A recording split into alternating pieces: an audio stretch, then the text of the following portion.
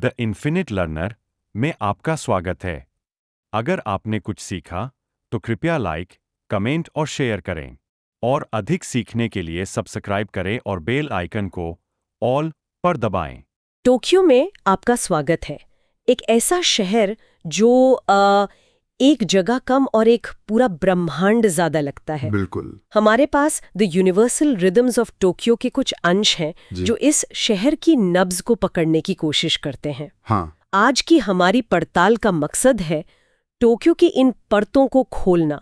मतलब वो परतें जहां सदियों पुरानी परंपराएं भविष्य की तकनीक के साथ कदम से कदम मिलाकर चलती हैं। बिल्कुल। और इन स्रोतों को पढ़ते हुए जो बात सबसे ज्यादा ध्यान खींचती है वो ये है कि टोक्यो सिर्फ विरोधाभासों का शहर नहीं है। अच्छा। नहीं, बल्कि उन विरोधाभासों को साधने की एक कला है। यहाँ सवाल सिर्फ ये नहीं कि कैसे एक तरफ गगनचुंबी इमारतें हैं और दूसरी तरफ शांत मंदिर। असली सवाल ये है कि वो कौन सी अदृश्य शक्ति है, ये सामाजिक नियम है जो इन दोनों को एक साथ एक ही लय में चलने देते हैं। तो आज हम उसी अदृश्य ताने बाने को समझने की कोशिश करेंगे। हाँ, हमारी बातचीत का फोकस वही रहेगा। तो चलिए इसी ताने बाने को सुलझाने की कोशिश करते हैं और इतिहास से शुरू करते हैं।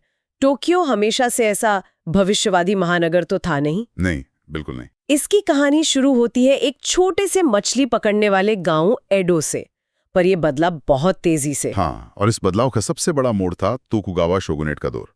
वो सैन्य सरकार जिसने जापान पर लगभग 250 साल राज किया। और उन्होंने एडो को अपना केंद्र बनाया। बिल्कुल। और वहीं से इसका कद बढ़ना शुरू हुआ। फिर 19वीं सदी में जब सम्राट मेजी ने अपनी राजधानी क्योटो से यहाँ शिफ्ट की, तब इसका नाम पड़ा टोक्यो, यानी पूर्वी राजधानी। हाँ, और ये सिर्फ नाम का बदलाव नहीं था, ये एक तरह से जापान के एक नए आधुनिक युग की शुरुआत का ऐलान था। और कमाल की बात यह है, जैसा कि स्रोत बताते हैं, कि ये शहर अपने अतीत को किसी म्यूजियम में सजाकर नहीं रखता, नहीं, बल्कि उसे अपनी रोजमर्रा की जिंदगी में जीता है। इसका सबसे अच्छा उदाहरण है आसाकुसा का सेंसोजी मंदिर। हाँ, सेंसोजी। आप शहर के शोर और भीड़ से निकलकर वहां जाती हैं और अचानक अगरबत्तियों की महक और वो पुरानी लकड़ी की वास्तुकला आपको एक दूसरी ही दुनिया में ले जाती है। ये सिर्फ एक टूरिस्ट स्पॉट से कई ज्यादा है। ये इस बात का प्रतीक है कि टोक्यो अपनी जड़ों को कैसे जिंदा रखता है। आप देखेंगे बड़ी बड़ी कॉर्पोरेट बिल्डिंग्स के साये में छोटे छोटे शिंटो श्राइन छिपे हुए हैं, और ये सिर्फ सजावट नहीं है। अच्छा। ये दिखाते हैं कि यहाँ के लोगों के लिए आध्यात्मिकता और व्यावसायिक जीवन दो अलग अलग चीजें नहीं है। दिन के बीच में कोई बिजनेसमैन आपको वहां रुककर प्रार्थना करता दिख सकता है। मतलब ये आधुनिकता और परंपरा का रोज का संगम है। बिल्कुल, रोज का। और फिर इसी सिक्के का दूसरा पहलू है भविष्य का टोक्यो। शिंजुकू, शिबुया जैसे इलाके, ऐसा लगता है जैसे आप किसी साइंस फिक्शन फिल्म के सेट पर आ गई हो। सही बात है। ऊंची ऊंची इमारतें, रात को चमकती नियॉन लाइट्स और विशाल डिजिटल बिलबोर्ड्स। और इसी भविष्यवादी टोक्यो का दिल है शिबुया क्रॉसिंग। शिबुया क्रॉसिंग, दुनिया का सबसे व्यस्त चौराहा। स्रोत इसे परफेक्ट कियोस या सुनियोजित अराजकता कहते हैं। ये देखने में तो पूरी तरह अव्यवस्थित लगता है, पर असल में ये अविश्वसनीय रूप से व्यवस्थित है। इसके पीछे का राज क्या है? ये काम कैसे करता है? ये एक बेहतरीन सवाल है, क्योंकि इसका जवाब किसी ट्रैफिक नियम की किताब में नहीं, बल्कि जापानी समाज की मानसिकता में छिपा है। मानसिकता में? हाँ। शिबुया क्रॉसिंग वाय यानी सामंजस्य के सिद्धांत पर चलता है। वहां कोई किसी को धक्का नहीं देता, कोई आगे निकलने की होड़ में नहीं है। हर व्यक्ति एक बड़े समूह का हिस्सा है, और हर कोई अवचेतन रूप से ये कोशिश कर रहा है कि ये समूह बिना किसी रुकावट के अपनी अपनी मंजिल तक पहुंच जाए। तो ये एक तरह का सामूहिक नृत्य है। हाँ, बिल्कुल, जिसके नियम लिखे नहीं गए पर सबको पता है। मतलब ये एक तरह का अलिखित सामाजिक अनुबंध हुआ। बिल्कुल। यही अनुबंध आपको टोक्यो के सबवे सिस्टम में भी दिखेगा।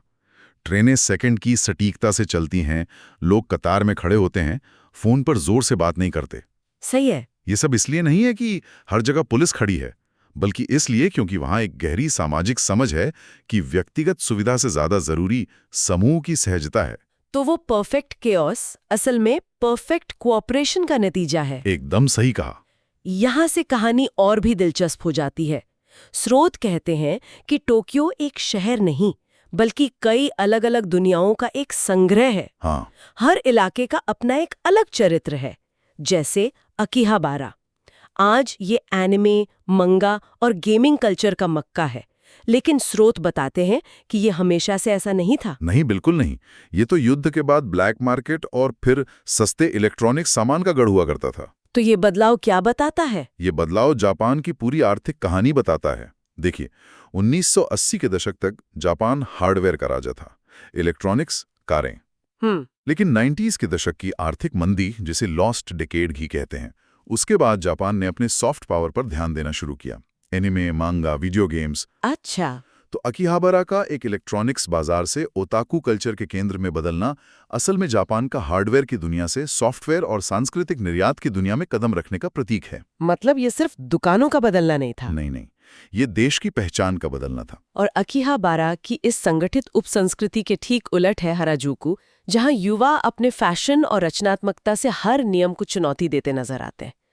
क्या ये उस सामंजस्य और अनुशासन के खिलाफ एक प्रतिक्रिया है जिसकी हम बात कर रहे थे? निश्चित रूप से। हराजुकू एक जरूरी रिलीज वॉल्व की तरह है। एक ऐसे समाज में जहां समूह को प्राथमिकता दी जाती है और कन्फॉर्मिटी पर बहुत जोर होता है, वहां युवाओं को अपनी व्यक्तिगत पहचान जाहिर करने के लिए एक जगह चाहिए। और हराजुकू वही जगह। हाँ, वहां का बोल्ड, अजीब और अनोखा फैशन सिर्फ कपड़े नहीं है, वो एक बयान है, मैं अलग हूं। तो एक तरफ अकीहाबारा, दूसरी तरफ हराजुकू, और फिर गिंजा भी है। हाँ, अपनी शान और लग्जरी के लिए जाना जाता है। हाँ, दुनिया के सबसे महंगे ब्रांड्स। और इन सब के बीच यानाका जैसा इलाका भी है, जहां ऐसा लगता है कि वक्त ठहर गया है। बिल्कुल। यानाका जाकर आपको शोवा काल के जापान की झलक मिलती है, मतलब दूसरे विश्व युद्ध के बाद का दौर। छोटी छोटी दुकानें, पारंपरिक मिठाई की दुकानें, शांत गलियां। ये विविधता ही टोक्यो की जान है। आप मेट्रो से सिर्फ 15 मिनट का सफर करते हैं और आप एक अलग शहर, एक अलग दशक और कभी-कभी एक अलग ही मानसिकता में पहुंच जाते हैं। ये शहर आपको लगातार अपनी खोज करने के लिए मजबूर करता है। हाँ, बिल्कुल। और इस विशाल विविध शहर को जो चीज एक साथ चलाती है, वो है इसकी अद्भुत कुशलता। हमने रेल नेटवर्क की बात की, जिसे अर्बन प्लानिंग का एक शाहकार माना जाता है। हाँ। लेकिन ये कुशलता सिर्फ इंफ्रास्ट्रक्चर तक सीमित नहीं है। स्रोत बताते हैं कि इतनी ज्यादा आबादी और घनत्व के बावजूद शहर में साफ सफाई, सुरक्षा और संगठन का स्तर असाधारण है। अपराध दर दुनिया में सबसे कम में से एक है। ये कैसे संभव है? इसके पीछे भी एक सांस्कृतिक अवधारणा काम करती है, मेवाकू न करने की सोच। मेवाकू। हाँ, मतलब किसी दूसरे को अपनी वजह से कोई असुविधा या परेशानी ना देना। ये बचपन से सिखाया जाता है। अच्छा। सड़क पर कचरा न फेंकना सिर्फ नियम का पालन करना नहीं है। ये इस सोच का नतीजा है कि मेरे फेंके हुए कचरे से किसी और को असुविधा होगी या शहर गंदा दिखेगा। मतलब लोग सार्वजनिक जगहों को अपनी जिम्मेदारी समझते हैं। बिल्कुल।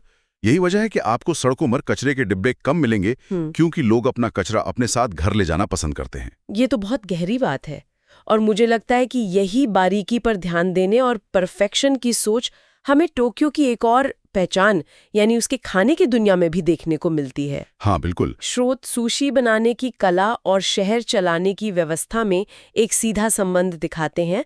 ये थोड़ा समझाइए। ये एक शानदार कनेक्शन है। देखिए, एक सुशी मास्टर, जिससे शोकुनन कहते हैं, बनने में दशकों लग जाते हैं। सालों तक वो सिर्फ चावल धोना और पकाना सीखते हैं। सालों तक? हाँ, ये सिर्फ एक डिश बनाने की प्रक्रिया नहीं है, ये कोदावारी का दर्शन है। कोदावारी यानी किसी एक काम में परफेक्शन हासिल करने के लिए अपनी पूरी जिंदगी लगा देना। आप एक छोटे से सुशी काउंटर पर बैठते हैं और शेफ आपके सामने जो एक पीस रखता है, वो उसके 20 साल के अनुभव का निचोड़ होता है। मतलब सुशी सिर्फ एक डिश नहीं, बल्कि एक कला और समर्पण का प्रदर्शन है। बिल्कुल। और यही शोकुनेन वाली मानसिकता आपको हर जगह दिखेगी। ट्रेन का कंडक्टर जो अपनी ट्रेन को 1 सेकंड भी लेट नहीं होने देता, वो भी एक शोकुनेन है। डिपार्टमेंट स्टोर में जो कर्मचारी आपकी खरीदे हुए सामान को खूबसूरती से पैक करता है, वो भी एक शोकुनेन है। सही बात है। इसलिए टोक्यो का खाना सिर्फ पेट भरने के लिए नहीं है, ये उस शहर की कार्य संस्कृति और उसके मूल्यों को चखने जैसा है। इतनी सारी इमारतों, इतनी भीड़ और इस परफेक्शन की दौड़ के बीच ये सोचना मुश्किल है कि यहाँ प्रकृति के लिए भी कोई जगह होगी। हाँ, ये हैरानी की बात लगती है। लेकिन स्रोत इस बात पर बहुत जोर देते हैं कि टोक्यो में प्रकृति की एक मजबूत मौजूदगी है। उएनो पार्क और शिंजुकू ग्योएन जैसे बड़े पार्क शहर के बीचों बीच हरे भरे नखलिस्तान की तरह है। और ये सिर्फ मनोरंजन के लिए बनाए गए पार्क नहीं है। जापान के शिंटो धर्म की जड़ों में प्रकृति का सम्मान है। वहाँ माना जाता है कि हर पेड़, हर नदी, हर पत्थर में कामी यानी देवता का वास होता है। अच्छा। इसलिए प्रकृति सिर्फ सुंदर नहीं, पवित्र भी है। ये पार्क उस कंक्रीट के जंगल में एक आध्यात्मिक संतुलन बनाने का काम करते हैं। ये लोगों को याद दिलाते हैं कि वो एक बड़े पारिस्थितिकी तंत्र का हिस्सा हैं। और इसका सबसे बड़ा उत्सव शायद चेरी ब्लॉसम यानी साकुरा का मौसम होता है ना? हाँ, बिल्कुल। स्रोत बताते हैं कि उस दौरान जैसे पूरा शहर कुछ पलों के लिए थम सा जाता है। हाँ, हनामी यानी फूलों को देखने की परंपरा बहुत गहरी है। चेरी के फूल कुछ ही दिनों के लिए खिलते हैं और फिर झड़ जाते हैं। ये क्षणभंगुरता या मोनोनो आवारे, हाँ, यानी चीजों की नश्वरता में छिपी सुंदरता का एहसास, ये जापानी संस्कृति का एक बहुत अहम हिस्सा है। साकुरा का मौसम लोगों को जीवन की अस्थिरता और हर पल की कीमत की याद दिलाता है। तो वो एक तरह का जश्न है। बिल्कुल। लोग परिवार और दोस्तों के साथ पेड़ों के नीचे बैठते हैं, खाते पीते हैं और उस गुजरते हुए पल का जश्न मनाते हैं। ये प्रकृति के साथ एक राष्ट्रीय स्तर का ध्यान है, कह सकते हैं। तो इस पूरी बातचीत से हम क्या समझें? इसका मतलब है कि टोक्यो विरोधाभासों के बीच एक नाजुक संतुलन साधने की कला का नाम है। एकदम सही। ये एक ही समय में प्राचीन है और भविष्यवादी भी। ये बेइंतहा भीड़भाड़ वाला है, फिर भी अविश्वसनीय रूप से व्यवस्थित है। इसकी रफ्तार बहुत तेज है, फिर भी इसमें शांतिपूर्ण कोने मिल जाते हैं। बिल्कुल सही कहा आपने। और यह संतुलन किसी चमत्कार से नहीं, बल्कि उन गहरे सांस्कृतिक धागों से बुना गया है जिनकी हमने बात की। वाह, खुदावरी। हाँ, वाह यानी सामंजस्य, कुदावरी यानी परफेक्शन की चाह, और मोनोनो आवारे यानी नश्वरता का सौंदर्य। टोक्यो को एक बार में समझने की कोशिश नहीं करनी चाहिए।